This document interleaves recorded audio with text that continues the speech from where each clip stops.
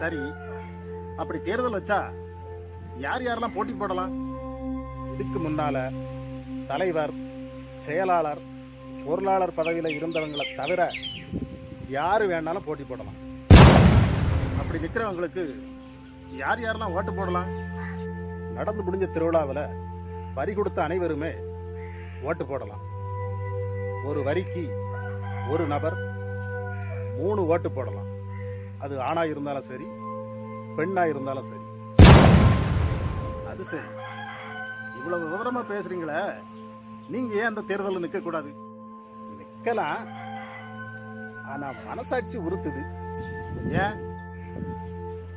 ஏன்னா நான் இன்னும் வரியே கொடுக்கல. ஆனா சண்டாளா, இவ்வளவு நேரம் செல்லாத ஓட்டுக்கிட்டே கருத்து கேட்டேன். குழப்பத்தில் இருந்த என்ன குழப்பி விட்டுட்டியடா.